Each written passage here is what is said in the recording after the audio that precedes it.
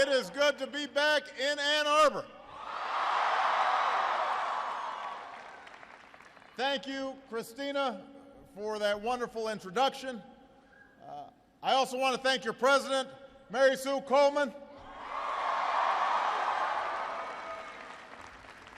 the mayor of Ann Arbor, John Heefja, is here.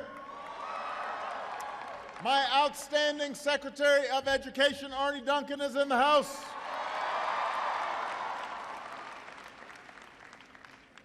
We have some outstanding members of Congress who are here as well, who are representing you each and every day. Give them a round of applause. Come on.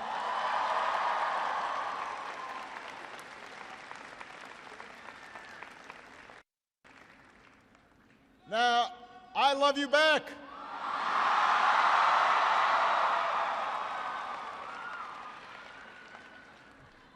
So, I'm trying to, in terms of, boy, we got all kinds of members of Congress here, so.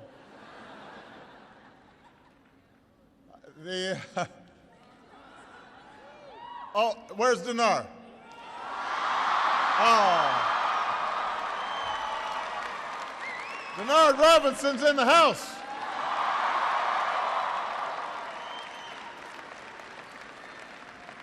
I hear you're coming back, man.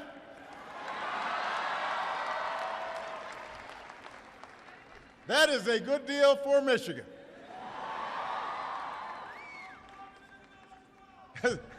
Oh, come on. They're trying to draft you for president. He's got to graduate before he runs for president.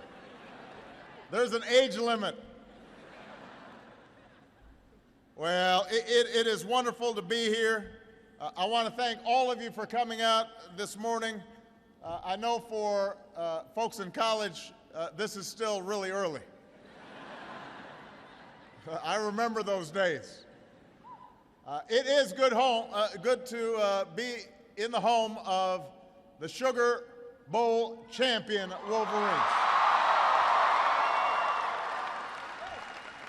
So, and with Denard coming back, this will be a team to be reckoned with. I understand your basketball team is pretty good this year, too. All right, go Blue.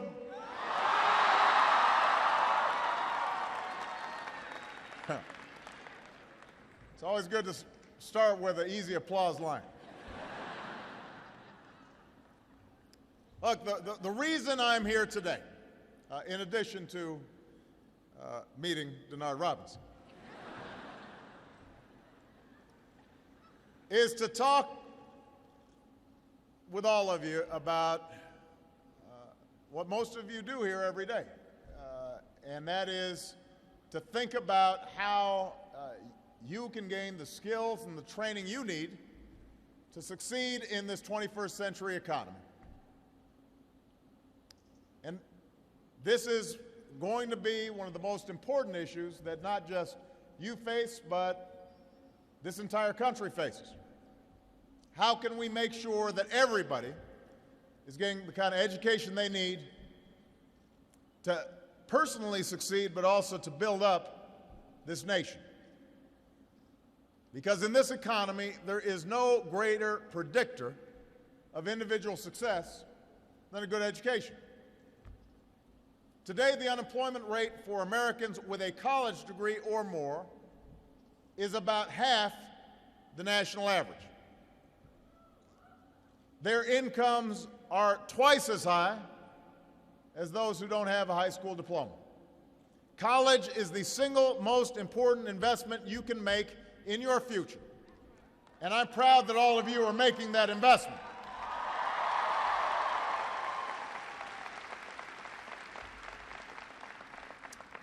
And the degree you earn from Michigan will be the best tool you have to achieve that basic American promise. The idea that if you work hard, if you are applying yourself, if you are doing the right thing, you can do it well enough to raise a family and own a home and send your own kids to college. Put away a little for retirement. Create products or services, be part of something that is adding value to this country and maybe changing the world. That's That's what you're striving for. That's what the American dream's all about. And how we keep that promise alive is the defining issue of our time. I don't want to be in a country where we only are looking at success for a small group of people. We want a country where everybody has a chance. Where everybody has a chance. We don't want to become a country where a shrinking number of Americans do really well while a growing number barely get by. That's not the future we want. Not the future I want for you. It's not the future I want for my daughters. I want this to be a big, bold, generous country where everybody gets a fair shot. Everybody's doing their fair share. Everybody's playing by the same set of rules. That's the America I know. That's the America I want to keep. That's the future within our reach.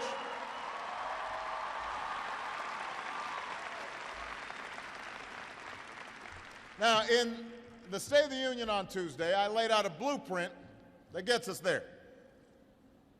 Blueprint. It's blue.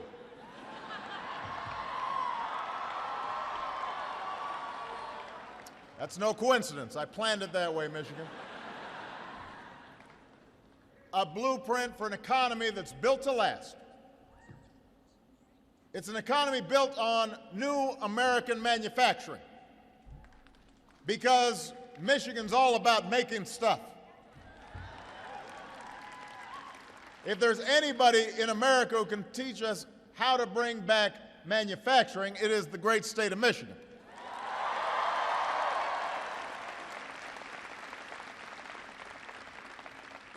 On the day I took office, with the help of folks like Debbie Stabenow, your senator, and Carl Levin, and John Conyers, the American auto industry was on the verge of collapse. And some politicians were willing to let it just die. We said no.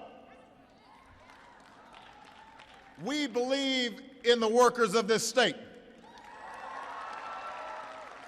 I believe in American ingenuity. We placed our bets on the American auto industry.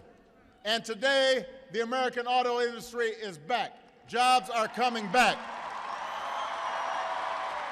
160,000 jobs.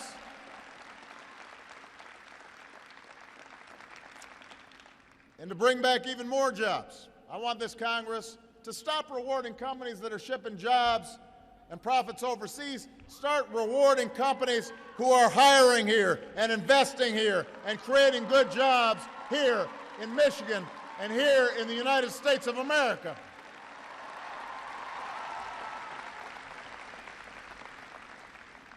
So our first step is rebuilding American manufacturing. And by the way,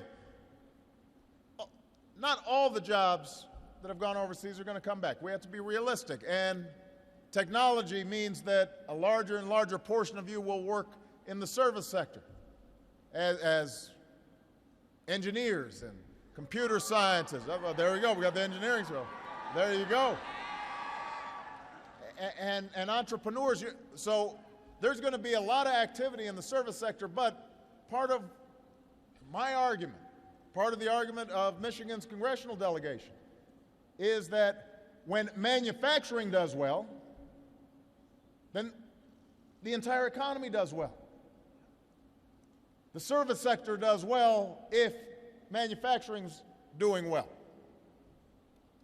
So we've got to make sure that America isn't just buying stuff, also selling stuff all around the world. Products stamped with those three proud words, made in America.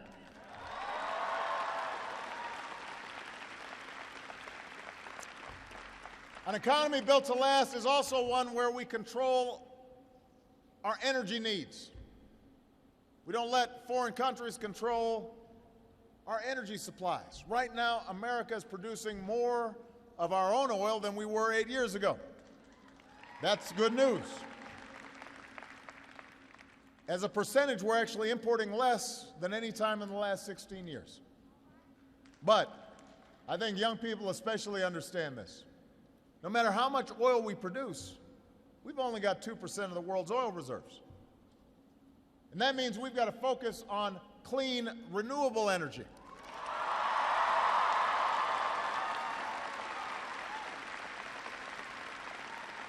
We've got to have a strategy that yes, is producing our own oil and natural gas, but we've also got to develop wind and solar and biofuels. And that is good for our economy. It creates jobs, but it's also good for our environment. It's also makes sure that this planet is sustainable. That's part of the future that you deserve. We've subsidized oil companies for a century. That's long enough.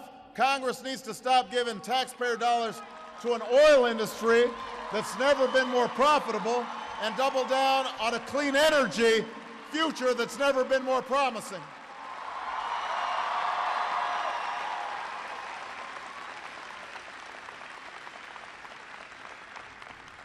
I don't want to cede the wind or the solar or the battery industry to China or Germany because we were too timid. We didn't have the imagination to make the same commitment here. And I want those jobs created here in the United States of America. And I also want us to think about energy efficiency, making sure we've already doubled fuel efficiency standards on cars. Part of Detroit coming back is creating more fuel-efficient cars here in Michigan, and more fuel-efficient trucks. And we've got to revamp our buildings to make them more fuel-efficient. And if we are focused on this, we can control our energy future. That's part of creating an America that's built to last. And we've got to have an economy in which every American has access to a world-class higher education, the kind you are getting right here at the University of Michigan.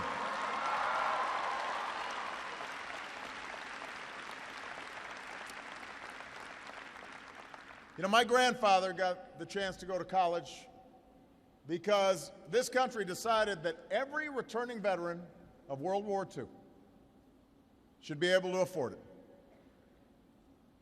My mother was able to raise 2 kids by herself because she was able to get grants and work her way through school. I am only standing here today because scholarships and student loans gave me a shot at a decent education. Michelle and I can still remember how long it took us to pay back our student loans. I will tell Michelle you said happy birthday.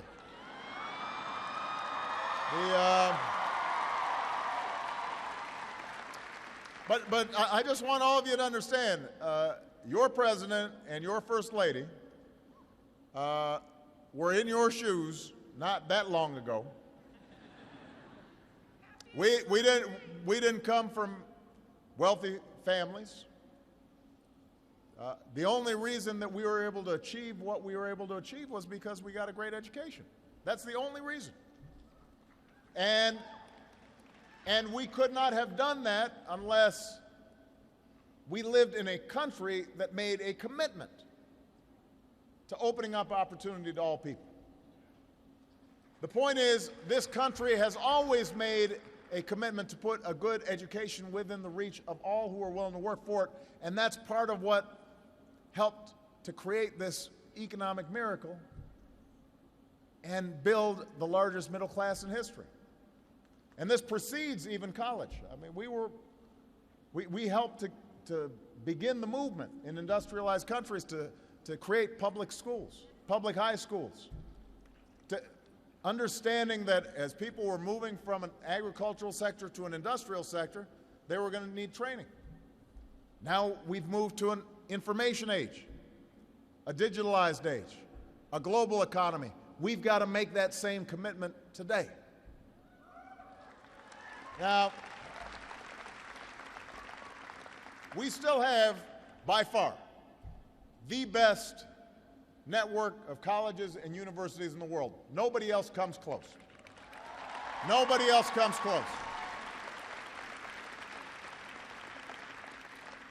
But the challenge is it's getting tougher and tougher to afford it. Since most of you were born, tuition and fees have more than doubled.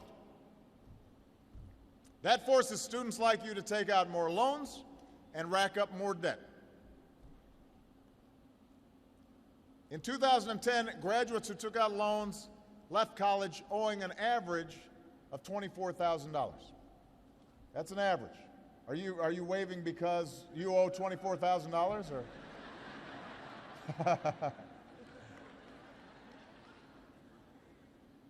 Student loan debt has now surpassed credit card debt for the first time ever. Think about that. That's inexcusable. In the coming decade, 60% of new jobs will require more than a high school diploma. Higher education is not a luxury. It's an economic imperative that every family in America should be able to afford. And when I say higher education, I don't just mean four-year colleges and universities. I also mean our community colleges and providing lifelong learning for workers who may need to retrain for jobs when the economy shifts. All those things cost money, and it's harder and harder to afford. So we've got to do something to help families be able to afford and students to be able to afford this higher education. We've all got a responsibility here. Thanks to the hard work of Secretary Duncan, my administration is increasing federal student aid so more students can afford college.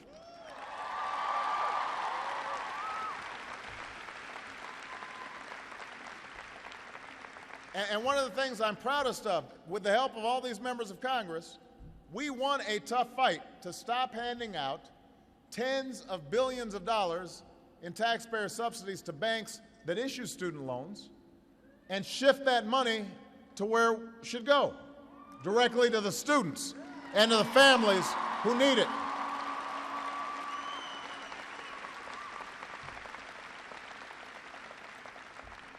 Tens of billions of dollars that were going to subsidies for banks are now going to students in the form of more grants and lower rates on loans. We've capped student loan payments so that nearly 1.6 million students, including a bunch of you, are only going to have to pay 10% of your monthly income towards your loans once you graduate.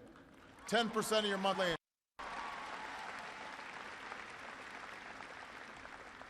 So that's what we've been doing. Now Congress has to do more. Congress needs to do more.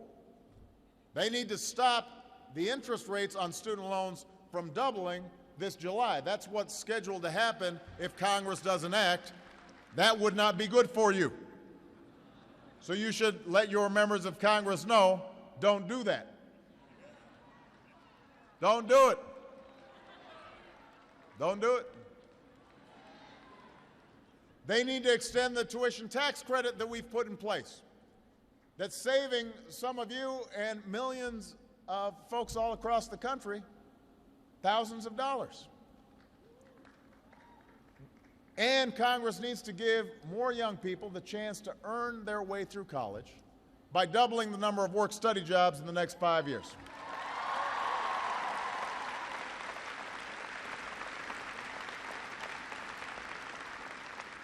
So the administration has a job to do, Congress has a job to do. But it's not just enough to increase student aid. And you can imagine why. Look, we can't just keep on subsidizing skyrocketing tuition. If tuition is going up faster than inflation, faster than even health care is going up, no matter how much we subsidize it, sooner or later we're going to run out of money. And that means that others have to do their part.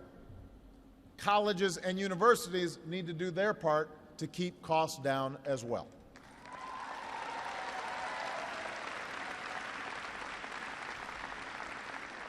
You know, recently I spoke with a group of college presidents who've done just that. Here at Michigan, you've done a lot to find savings in your budget. We know this is possible. So from now on, I'm telling Congress we should steer federal campus-based aid to those colleges that keep tuition affordable, provide good value, serve their students well. We are putting colleges on notice. You can't assume that you'll just jack up tuition every single year. If you can't stop tuition from going up, then the funding you get from taxpayers each year will go down. We should push colleges to do better. We should hold them accountable if they don't.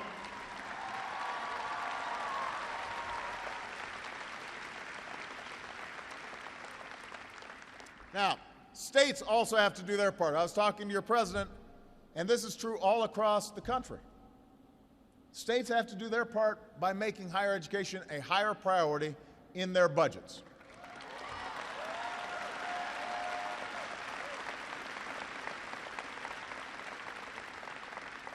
Last year, over 40 states cut their higher education spending. 40 states cut their higher education budget. And we know that these state budget cuts have been the largest factor in tuition increases at public colleges over the past decade. So we're challenging states to take responsibility as well on this issue. What we're doing is, today, we're going to launch a race to the top for college affordability. We're telling the states, if you can find new ways to bring down the cost of college and make it easier for more students to graduate, we'll help you do it. We will give you additional federal support if you are doing a good job of making sure that all of you aren't loaded up with debt when you graduate from college.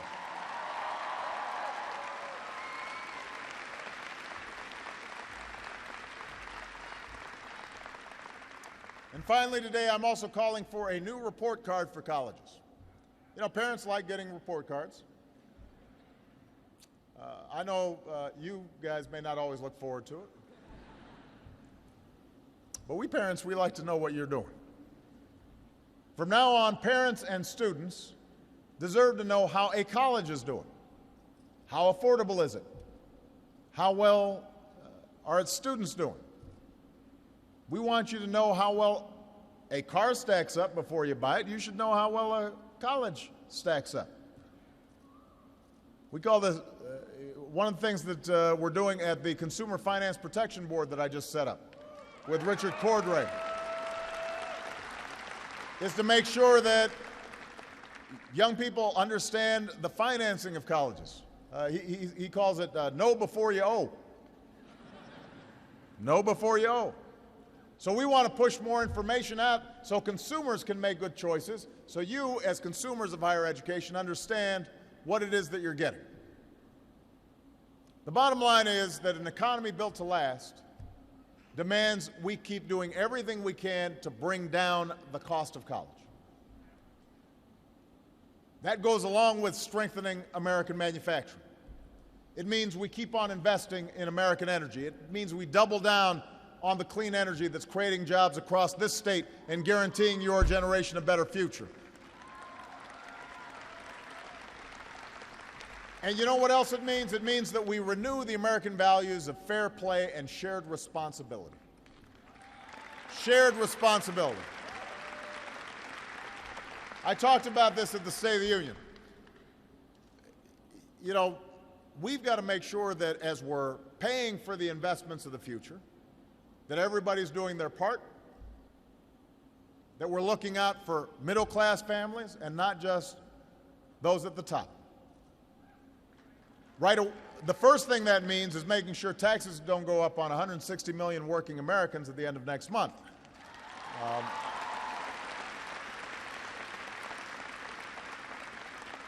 People can't afford to lose $40 out of every paycheck, not right now. Students who are working certainly can't afford it. Your voices encouraged and ultimately convinced Congress to extend the payroll tax cut for 2 months. Now we've got to extend it for the whole year. I need your help to get it done again. Tell them to pass this tax cut without drama, without delay. Get it done. It's good for the economy.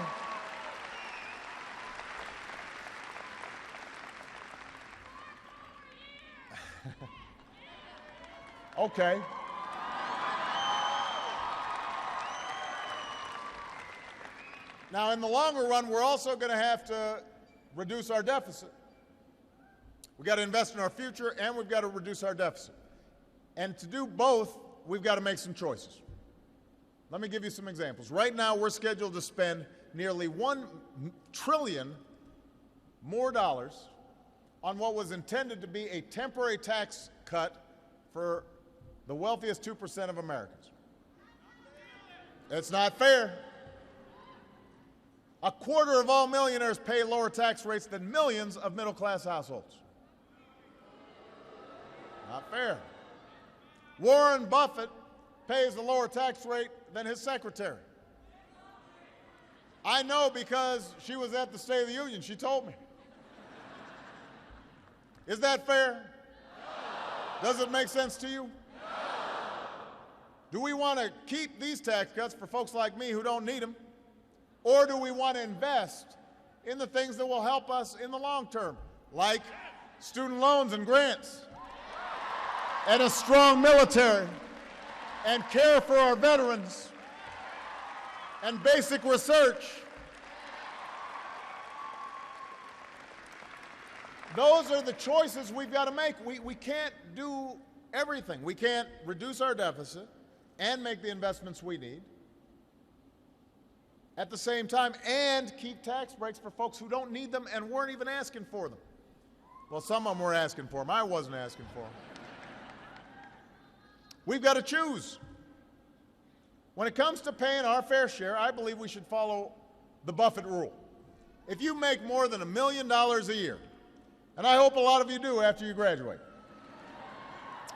then you should pay a tax rate of at least 30%. On the other hand, if you decide to go into a less lucrative profession, you decide to become a teacher, and we need teachers.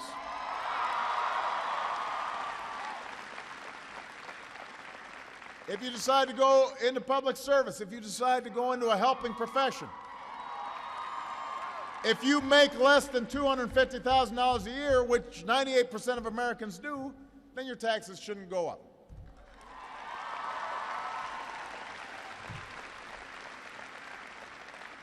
This is part of the idea of shared responsibility.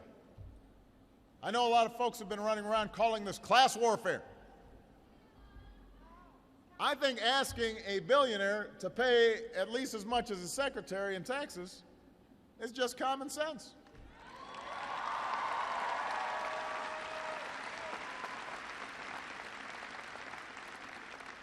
Yesterday, Bill Gates said he doesn't think people like him are paying enough in taxes. I promise you, Warren Buffett's doing fine, Bill Gates is doing fine, I'm doing fine. They're definitely doing fine. We don't need more tax breaks. There are a lot of families out there who are struggling, who've seen their wages stall.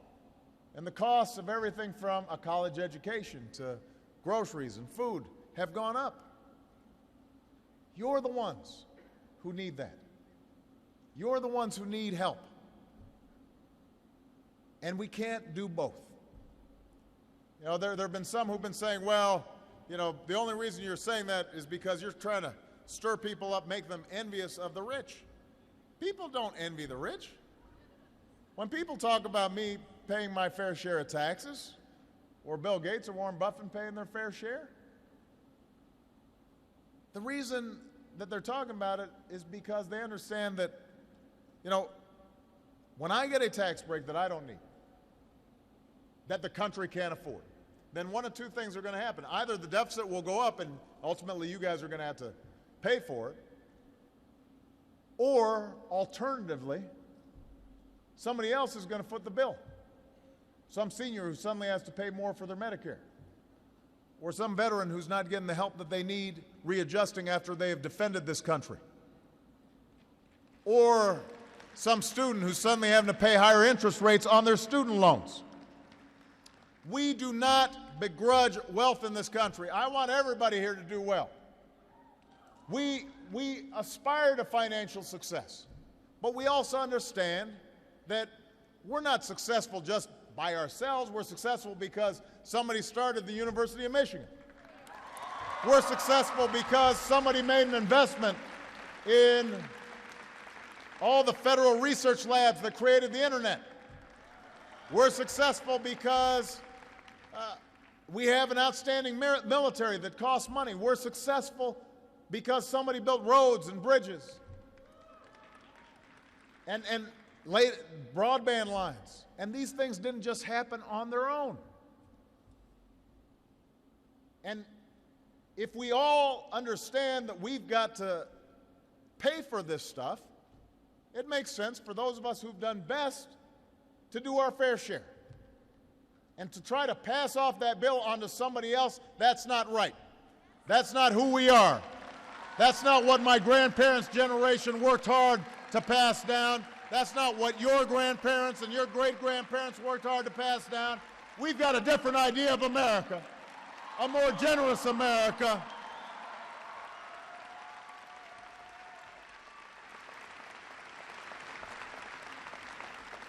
Everybody here is only here because somebody somewhere down the road decided we're going to think not just about ourselves, but about the future.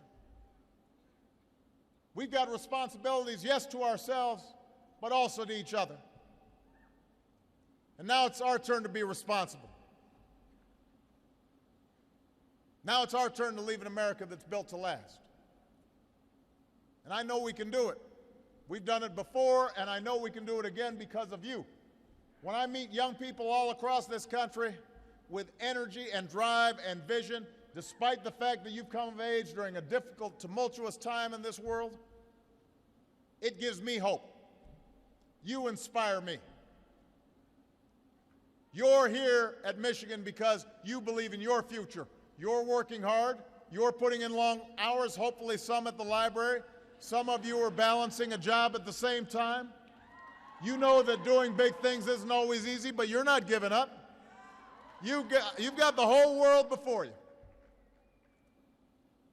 And you embody that sense of possibility that is quintessentially American. We do not shrink from challenges. We stand up to them. And we don't leave people behind. We make sure everybody comes along with us on this journey that we're on. That's the spirit right now that we need, Michigan. Here in America, we don't give up. We look out for each other. We make sure everybody has a chance to get ahead.